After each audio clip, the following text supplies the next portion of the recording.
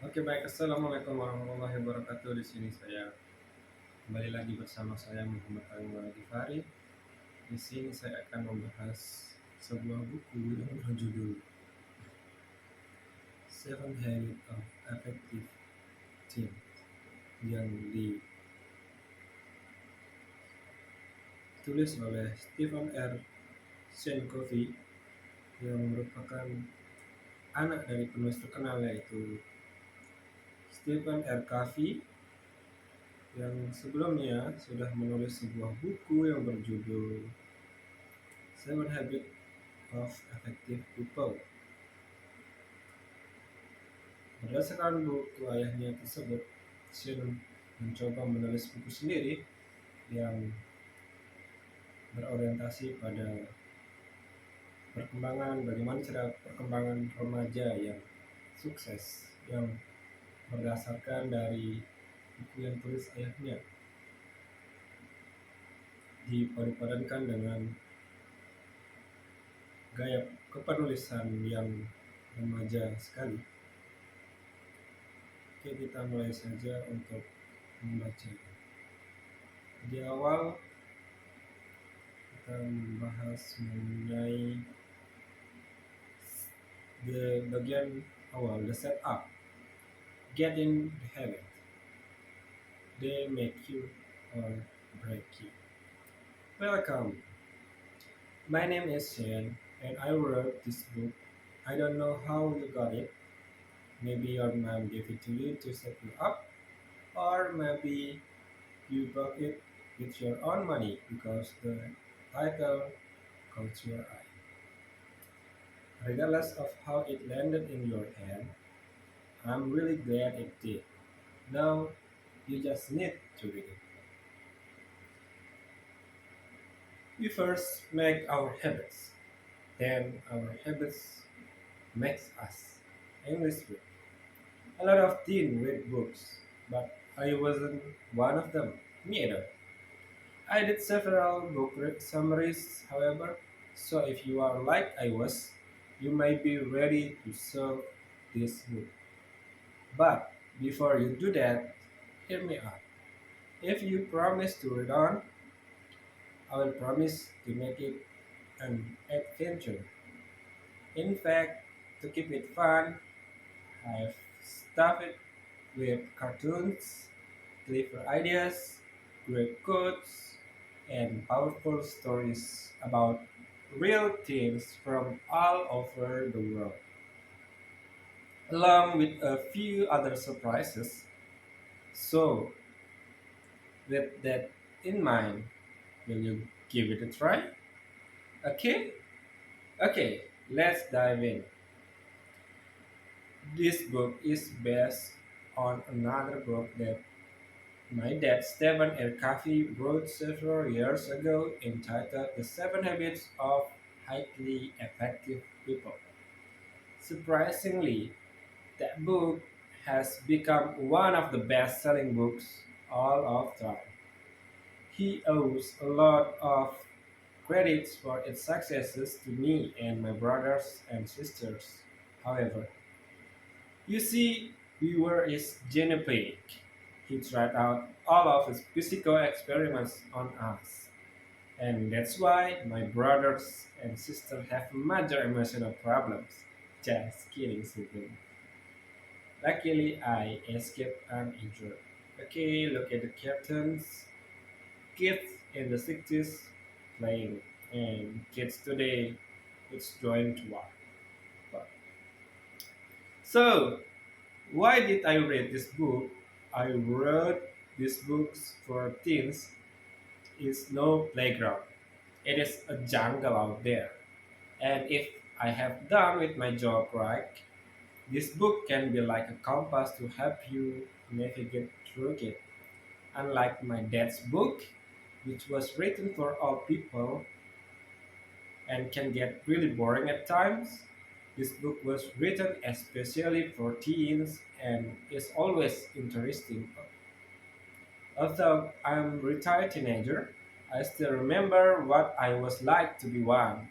I could have sworn I was reading an emotional roller coaster most of the time. Looking back, I'm actually amazed that I survived. Barely, I'll never forget the time in seventh grade when I fell in love with a girl named Nicole. I told my friend Carl to tell her that I liked her. I was too scared to speak directly, so I used a messenger. Clark completed his mission and returned and reported, "Hey Shane, I told Nicole that you like her." "What did she say?" I asked immediately. "She said, 'Oh, Shane, he's fat.'" Loud, loud. I was devastated. I felt like hiding in my room and never coming out again. I vowed to hate the girl for life. Luckily, my hormones prevailed and I began liking girls again. I have interviewed a lot of teens in the making of this book, and I suspect that some of the struggles they are share with me will be familiar to you too. There's too much to do and not enough time. I've got school, homework, job, friends, parties, and family on the top of everything else. I'm totally stressed out. Help! I need help. How can I feel good about myself when I don't match up? Everywhere I look, I am reminded that someone else is smarter or prettier or more popular. I can't help but think, if I only had her hair, her clothes, her personality, her boyfriend, then I'd be happy.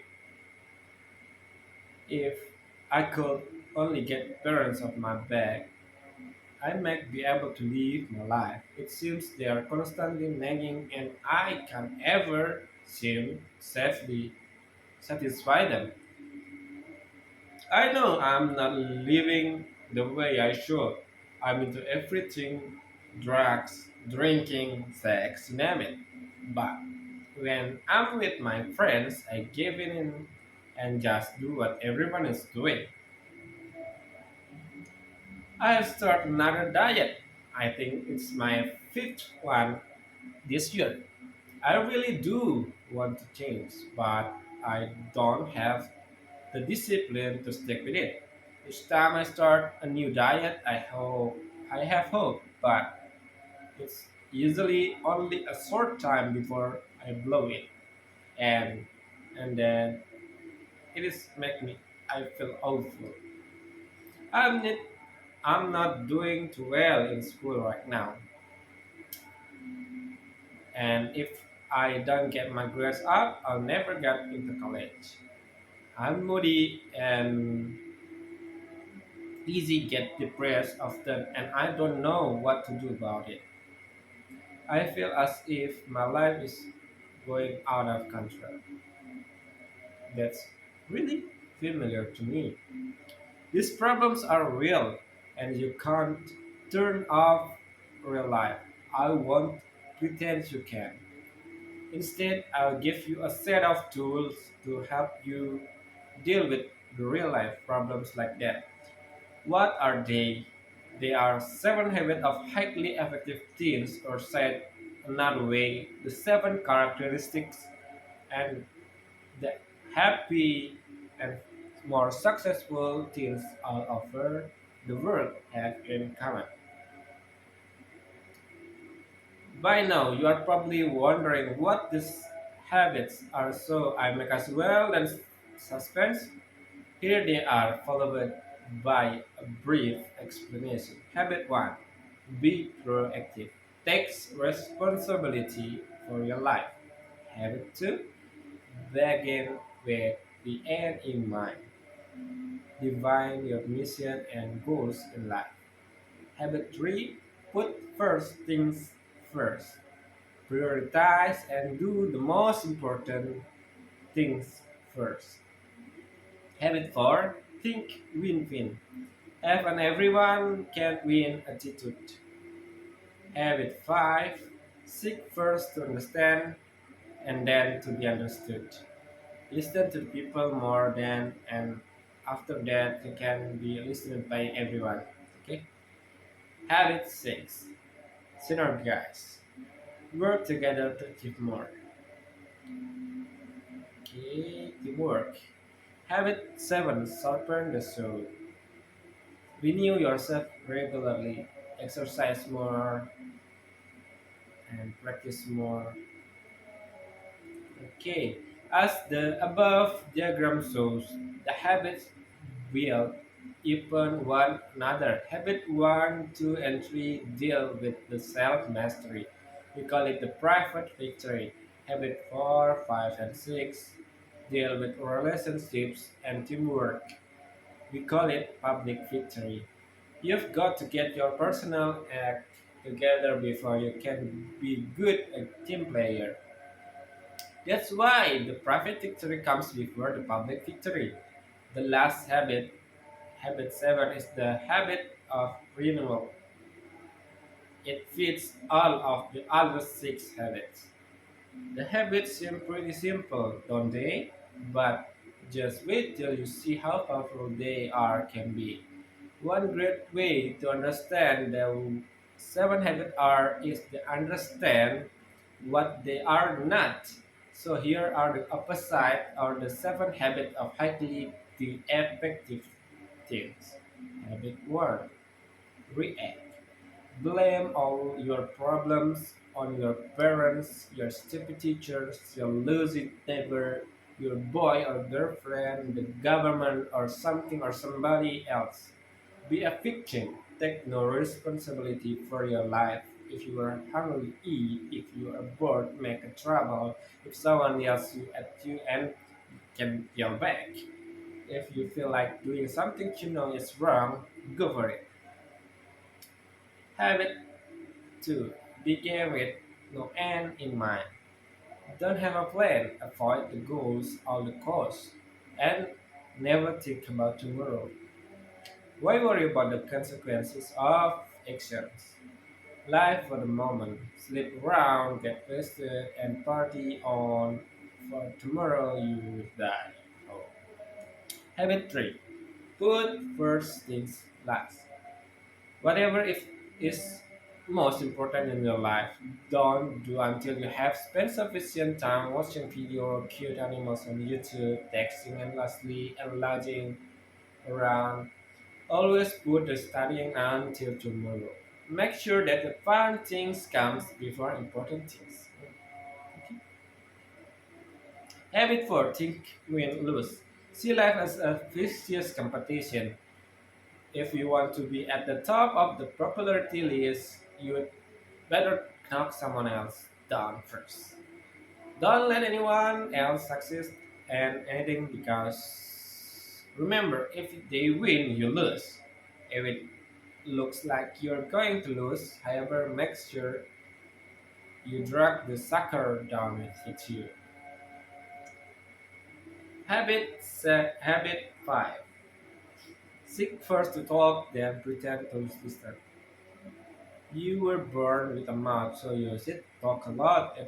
Always express your side of the story first. When everyone understands your views, pretend to listen to them by nodding and saying, "Oh, ha," while daydreaming about what's for lunch. Or if you really want their opinion, give it to them. Habit 6. Don't cooperate. Let's face it, other people are weird because they are different from you. So why try to get along with them? Teamwork was for the dogs. Since you always have the best ideas, you are better off doing everything by yourself. Be your own island. Habit 7. Wear yourself out.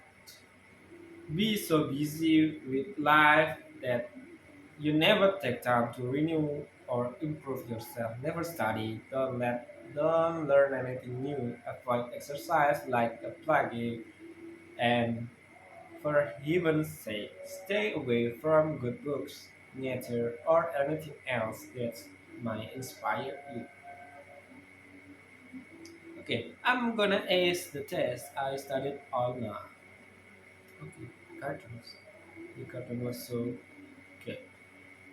As you can see, the habit list above are recipes for disaster. Yet many us indulge in them regularly included, and given this, it's no wonder that life can really stink at times. So, what exactly are habits?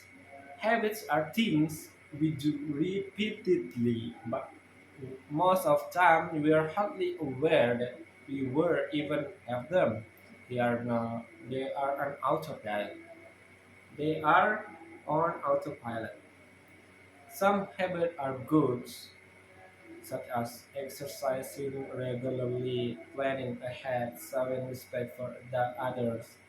Some are bad, including thinking negatively, feeling inferior, blaming others, and some don't really matter, like taking showers before bed instead in the morning, putting hot sauce in every meal, listening to music while you exercise. Depending on what they are, our habits will either make us or break us. We become what we repeatedly do. As writer Samuel Smas put it, sow a thought and you reap an act. Sow an act, you reap a habit. Sow a habit, you can reap a character.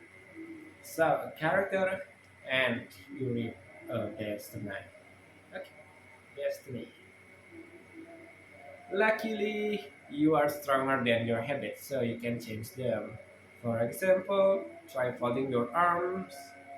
Now, fold in the opposite way feels pretty strange, right? But if you folded them in opposite way for 30 days in a row, it wouldn't feel so strange. You wouldn't even have to think about it. You get into the habit. At any time, you can look yourself in the mirror and say, "Hey, I don't like that about myself," and you can exchange a bad habit for a better one. It may not look always be easy, but it's always possible.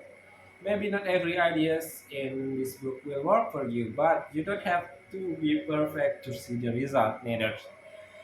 Just living some the habits of the time can help you experience it, exchange in your life you will never thought possible. Okay, the seven habits can help you. For one, get control of your life. 2. Improve your relationship with your friends. 3. Make smaller decisions. 4. Get along with your parents. 5. Overcome addiction and self-destructive habits. 6. Define your values and matters most to you. 7. Get more done in less time. 8. Increase your self-confidence. 9. Be happy. 10. Find balance between school, work, friends, dating, and everything else. One final point, it's your book, so use it. Get out a pen or highlighter and mark it up. Don't be afraid to underline, circle, or bookmark your favorite ideas. Take notes in the margins, scribble, reread the stories that inspire you, and memorize the quotes that give you hope. Try doing the baby steps at the end of each chapter, which were designed to help you start in living this habit immediately. You will get a lot of more out of the book if you do. You may also want to check out hotlines and websites listed in the back of the book for additional help for or information. If you are the kind of reader who likes to skip around looking for cartoon tidbits, that's fine. But at some point, if you owe to read the book from the start to finish because the seven habits are sequential. Each chapter with one last habits once comes before habit two, and so for the reason. So, what do you say? Make a day and reread this book. Okay, tadi teman-teman kita sudah membaca pengantar dari penulisnya. Dia sudah mencoba untuk mengutarakan pendapatnya mengenai masa remaja itu adalah masa yang berbeda. Pada zaman dahulu masa remaja itu di masa kanak-kanak tempat kita bermain, di mana kita tidak terlalu memikirkan tentang masa depan. Namun di masa remaja itu berbeda ya, bukan lagi taman bermain, melainkan jungle atau hutan yang kita apabila tidak prepare atau tidak mempersiapkan diri, maka kita akan diterkam, maka kita akan tidak bisa survive. Untuk itu, dari pengalaman yang telah dimiliki oleh Shin tadi, dia mencoba untuk kembali menuliskan uh, formulasi bagaimana membuat masa remaja itu menjadi lebih efektif, lebih membahagiakan dan lebih sukses dengan mensadur buku dari ayahnya sendiri, dan dia menulis dengan perspektif remaja. Buku ini juga sudah tidak sedikit banyak tadi menjelaskan apa saja habitnya, apa saja kebiasaan itu. Kebiasaan dapat dibuat karena kita lebih kuat daripada kebiasaan itu. Dan di buku ini juga mengatakan jika kita menanam pemikiran, kita akan menanam perbuatan. Jika kita menanam perbuatan, kita akan membuat kebiasaan. Kita memanen kebiasaan, kita akan mendapatkan karakter. Jika karakter sudah terbentuk, maka tujuan akan tercapai. Tujuan hidup yang sukses akan tercapai. Itulah pesan dari buku ini.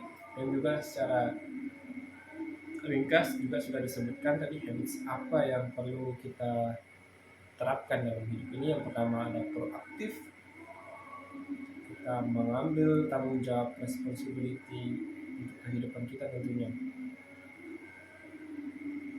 Kemudian membuat perencanaan, begin with end in mind. Berarti kita membuat goals yang harus kita capai, apa yang harus kita capai, titik akhir yang ingin kita capai sudah harus tentukan. Kemudian kita melakukan apa yang menjadi prioritas utama terlebih dahulu, jangan menunda-nunda. Kemudian habit yang keempat adalah mencoba lebih mendengar, menganalisis sekitar. Kita mencoba mendengar terlebih dahulu, kemudian baru kita bisa merasa diri kita dipahami. Kita harus mencoba memahami sekeliling kita dulu sebelum orang-orang itu bisa memahami kita. Habit yang kelima itu think win-win. Jangan menganggap dunia ini sebuah kompetisi, tapi cobalah untuk berpikir win-win, dimana membuat keputusan decision itu harus semua pihak harus untung, tidak ada yang dirugikan dari sebuah keputusan yang telah diambil. Kemudian habit yang keenam adalah synergize atau bersinergi, mencoba untuk bekerja sama untuk mendapatkan hasil yang lebih baik.